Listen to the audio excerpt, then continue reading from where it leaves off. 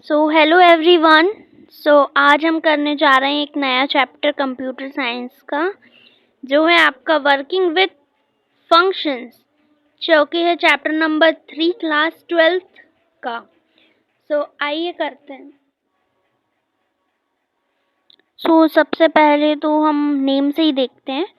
तो नेम से देखिए क्या आता है, वर्किंग विथ फंक्शंस, है ना।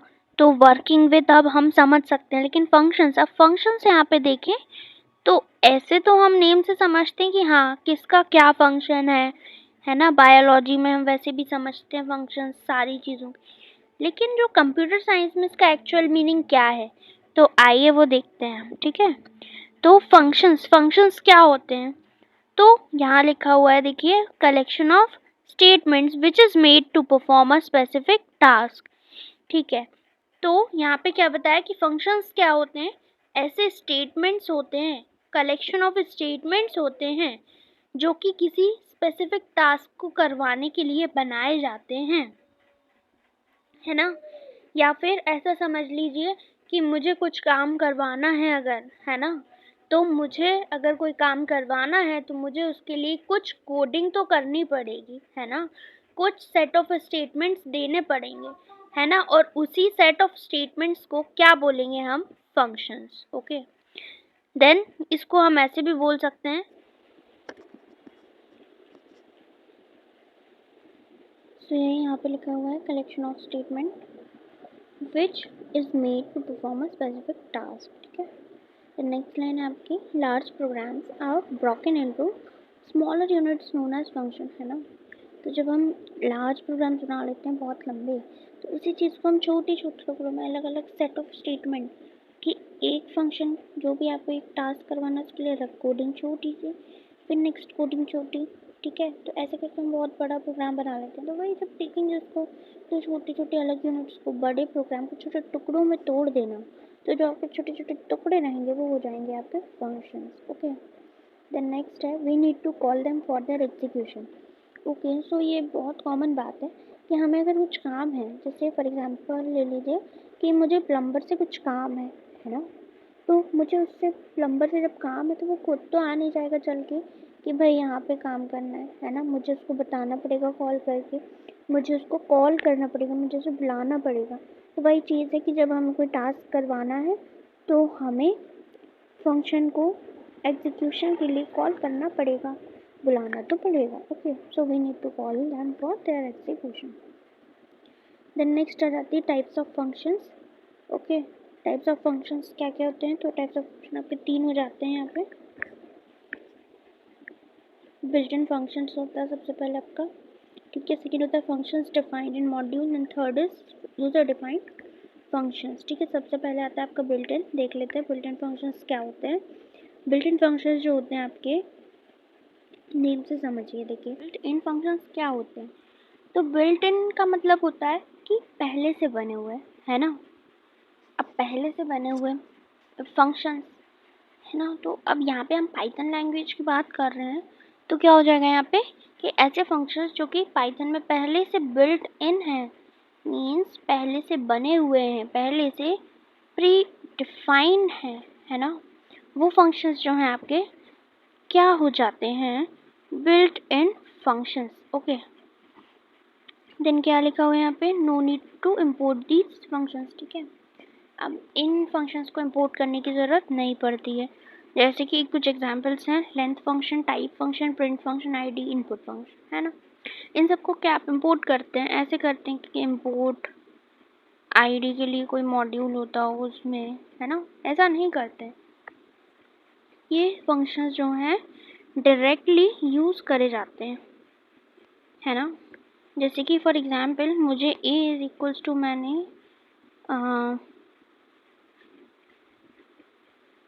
Ananya, okay, is equals to Ananya दिया हुआ है। ओके, अब मुझे मान लीजिए इसकी आईडी चाहिए, तो मैं इंपोर्ट नहीं करूँगी, कुछ डायरेक्ट लिख दूँगी आईडी ऑफ ए, तो वो यहाँ पे जो है मुझे अपना आंसर दे देगा, है ना।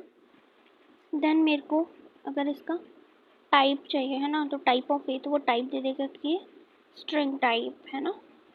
तो यही सब है, ठीक है। हमें इनको, इन फंक्शंस को इंपोर्ट करने की ज़रूरत नहीं होती, सिर्फ इतनी सी बात है ना। देन नेक्स्ट चीज़ क्या आ जाती है आपकी, सेकेंड टाइप जो है वो है आपका फंक्शंस डिफाइन इन मॉड्यूल। फंक्शंस डिफाइन इन मॉड्यूल, अब इसमें क्या समझ में आता है ना। Functions defined in modules, functions ऐसे फंक्शंस जो कि डिफाइंड हैं लेकिन काय में, मॉड्यूल्स में, है ना। तो ऐसे फंक्शंस जो कि आपके मॉड्यूल्स में डिफाइंड है, वो कौन से फंक्शंस होंगे आपके, फंक्शंस डिफाइंड इन मॉड्यूल वाले कैटेगरी में आ जाएंगे। ठीक है, देख लेते हैं यहाँ पे क्या लिखा हुआ, प्री डिफाइंड। ठीक है, प्री डिफाइंड है, पहले से बने हुए हैं लेकिन काय में, स्पेसिफिक मॉड्यूल्स में, अलग अलग मॉड्यूल्स में बने हुए हैं। अब इसको अगर मैं समझाऊँ आप लोगों को, तो अपन इसको जो है ऐसे समझ सकते हैं कि फॉर एग्जांपल्स आपके बहुत सारे पेन, स्केच पेन्स रहते हैं, पूरे अगर मिक्सअप हो जाते हैं, है ना, आपको जो भी चाहिए होता है तो सही से मिल पाता है क्या, नहीं ना। तो वही है, तो हम क्या करते हैं, उसको सही से पूरा सब जमा के रखते हैं, सब ऑर्गेनाइज करके रखते हैं। तो एक ऑर्गेनाइज़र में मान लीजिए हमने ऑर्गेनाइज कर दिया है ना, यहाँ पे पेन रख दिए हैं, यहाँ पे हमने पेंसिल रख दी है ना, और यहाँ पे हमने कलर्स रख दिए। ओके, तो हमने क्या कर दिया, इसको अच्छे से जो है ऑर्गेनाइज कर दिया है ना। ठीक है, तो हमने जो है इसको और अच्छे से ऑर्गेनाइज कर दिया है। तो अब हमें जब भी ज़रूरत होगी पेन की, तो हम डायरेक्टली जो है पेन पिकअप कर लेंगे, पेंसिल चाहिए तो पेन पिक कर लेंगे, एंड कलर्स तो चाहिए तो कलर्स ले लेंगे। हमें पूरा जो है सब मेस नहीं होगा, पूरा सब ढूंढने की ज़रूरत नहीं पड़ेगी। ओके, तो इसीलिए ऐसे ही सिमिलरली हमारे होते हैं फंक्शंस, है ना। अब एक तो है भाई देखिए आपका पाइथन, अब उसमें आपने इतने सारे जो हैं फंक्शंस भर दिए हैं कि बड़ी दिक्कत आ जाती है ना। अगर हमें कोई से ये वाला चाहिए, हमें जो मान लीजिए ये वाला चाहिए, तो हमें अब चाहिए, अब लेकिन मान लीजिए उसी नाम से सेम दूसरा फंक्शन है लेकिन उसका फंक्शन कुछ अलग है ना, फिर तो बहुत प्रॉब्लम हो जाती है सबके लिए। तो इसके लिए हमारे पाइथन में मॉड्यूल्स बना दिए गए हैं, है ना। जैसे एक ले लीजिए आप मैथ मॉड्यूल, ठीक है, ये स्टैटिस्टिक वाला, ठीक है, एंड कौन सा रैंडम ले लेते हैं एक और, ठीक है, रैंडम मॉड्यूल। ठीक है, अब हमें जो भी इसमें क्या यूज़ हो जाता है कि अब हमें मैथ से जो भी रिलेटेड है वो पूरे मैथ में भी लेंगे, जैसे कि SQRT, ठीक है, साइन फंक्शन, है ना, और कॉस फंक्शन। अब स्टैटिस्टिक वाले पूरे स्टैटिस्टिक में चले जाएंगे ऐसे ही, ठीक है, और रैंडम वाले पूरे रैंडम में चले जाएंगे। तो हमें जब भी चाहिए रहेगा तो हम इन्हें इम्पोर्ट करेंगे,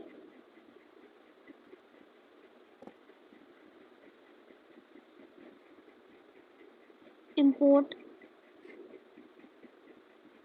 मैथ, है ना, फिर आएगा आपका मैथ डॉट SQRT फंक्शंस, और यहाँ पे जो भी आपकी वैल्यूज़ है वो आ जाएगी, है ना। तो ऐसे होता है, इसीलिए हमने अलग अलग मॉड्यूल्स में फंक्शंस को जो है रखा। ठीक है, तो these are imported before use, this line is must important. Okay, यही क्योंकि जो है आपका built in functions and functions defined in modules का मेन डिफरेंस रहेगा। एग्जाम्पल्स हैं यहाँ पे कुछ देख लेते हैं। मैथ मॉड्यूल वही है, cos function, sine function, square facts, है ना, मैंने आपको बता दिया ये सब। देन हाँ, फिर नेक्स्ट आ जाता है आपका थर्ड टाइप, जो कि है आपका यूज़र डिफाइंड मॉड्यूल्स। अब यूज़र डिफाइंड मॉड्यूल्स क्या होते हैं, यूज़र मतलब कि जो यूज़र है वो जो फंक्शंस बनाएगा, है ना, वो जो फंक्शंस को डिफाइन करेगा वो आपके फंक्शंस क्या हो जाएंगे, यूज़र डिफाइंड फंक्शंस, है ना। ये यहाँ पे मॉड्यूल लिखा हुआ है, ये आपका जो है यहाँ पे फंक्शंस आएगा, ठीक है।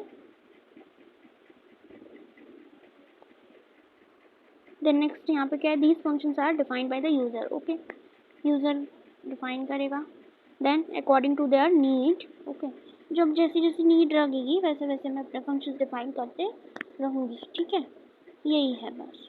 Then can be stored in library for the later use, ठीक है।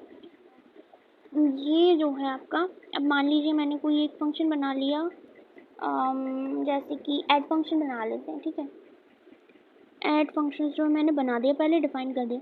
अब मुझे मान लीजिए 5 days लेटर, ओके, 5 days बाद अब मुझे कुछ ज़रूरत पड़ी कि मुझे यहाँ पर a प्लस बी करवाना है। तो मुझे याद आया कि मैंने कुछ दिन पहले एक फंक्शन बनाया था जो कि ऐड फंक्शन। तो जब मैं उस ऐड फंक्शन को कॉल करूँगी तो मैंने यहाँ पर डिफाइन किया होगा कुछ a प्लस बी। तो a प्लस बी जो यहाँ पर होगा वो हो जाएगा आपका ऐड। मतलब ये इतना सा है कि इनको आप स्टोर करवा सकते हैं, बाद में अगर आपको कभी ज़रूरत लगे तो आप इन फंक्शंस को कॉल कर लीजिए और ये फंक्शंस अपने आप यूज़ में आ जाएंगे। ठीक है। देन नेक्स्ट है यहाँ पे एग्जाम्पल डिस्प्ले फंक्शन, है ना। तो अब यहाँ पे मैं आप लोगों को दिखाती हूँ कि फंक्शंस कैसे बनाते हैं। ठीक है। डिस्प्ले फंक्शंस तो डेफ सबसे पहले पे है। ठीक है। पहले इसका सिंटेक्स देख लीजिए आप लोग तो आपको और ईजी पड़ेगा। ठीक है। सबसे पहले जो है इसका सिंटेक्स देख लेते हैं यहाँ पे। तो डेफ, ठीक है। सबसे पहले आप इतना तो याद रखिए कि जब भी आप कोई फंक्शन बनाएंगे, यूज़र डिफाइंड फंक्शन बनेगा, यूडीएफ बनेगा, तो हमेशा जो है सबसे पहला वर्ड तो आपका फंक्शन में डेफ आना ही चाहिए। अगर आप कोई फंक्शन डिफाइन कर रहे हैं तो उस लाइन में आपका डेफ आना चाहिए। ठीक है। ये देखिए, it is a keyword used to define function in Python. ठीक है। Def means definition. जब भी हम कोई फंक्शन को डिफाइन करते हैं तब ये डेफ कीवर्ड यूज होता है। ठीक है। देन नेक्स्ट आ जाता है आपका फंक्शन नेम। जो भी आपका फंक्शन आप बनाना चाहते हैं जिस नाम से वो आ जाएगा यहाँ पे। देन आते हैं आपके ब्रैकेट्स। ठीक है।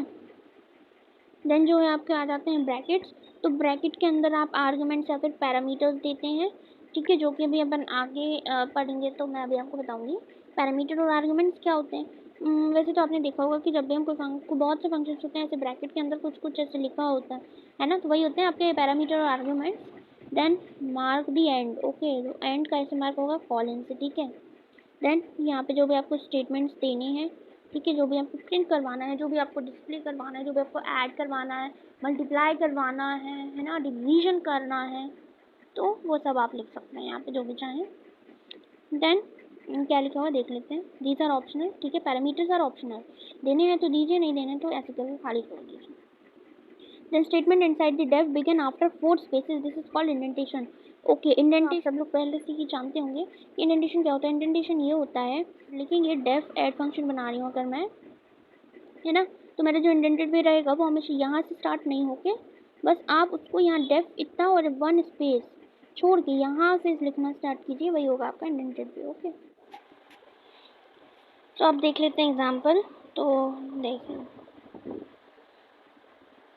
यहाँ पे हमें जो है बनाना है डेफ डिस्प्ले फंक्शन, है ना। तो सबसे पहले हमने देखा कि सबसे पहले हमें डेफ लिखना रहता है। ठीक है। डिफाइन करने के लिए कि हम डिफाइन करने जा रहे हैं एक फंक्शन, है ना। अब फंक्शन का क्या नाम है? तो यहाँ पे हम बना रहे हैं डिस्प्ले फंक्शन। तो ऑब्वियस बात है कि फंक्शन का नाम होगा डिस्प्ले। ठीक है। यहाँ पे हमें कोई नीडेड नहीं है कि हम आर्ग्यूमेंट्स या पैरामीटर्स दें, तो हम डायरेक्टली ब्रैकेट्स लगा के कॉलन लगा दें। देन नेक्स्ट इंडेंटेड वे में लिखेंगे, है ना, मीन्स इतना स्पेस जो है हम इतना स्पेस जो है छोड़ देंगे। कितने हैं ये देख लेते हैं। ये जो है आपका होगा 4, है ना। तो हमें जो है 4 गैप्स छोड़ने हैं, है ना। ठीक है। आई होप सबको समझ में आ रहा होगा। देन यहाँ से अब यहाँ से होगी 4 स्पेसेस छोड़ के, है ना। डेफ डिस्प्ले, तो हम डेफ डिस्प्ले में क्या करवाएं, तो हम यहाँ पे लिखेंगे प्रिंट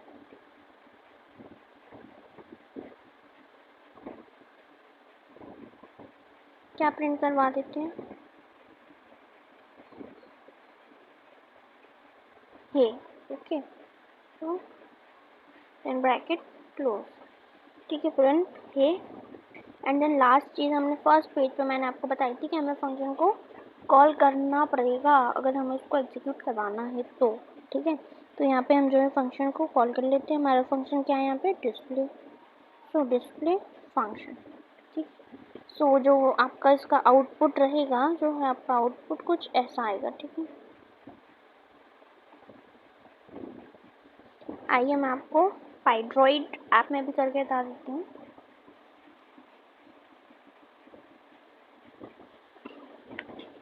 यहाँ पे बनाते हैं डेफ, सॉरी, यहाँ पे बनाते हैं हम डिस्प्ले फंक्शन। ठीक है। Def display function. Then print है, ठीक है, bracket close and then let's call the function that is display. Okay, bracket जो यहाँ पे मैं रखता हूँ, ये आ गया आपका है।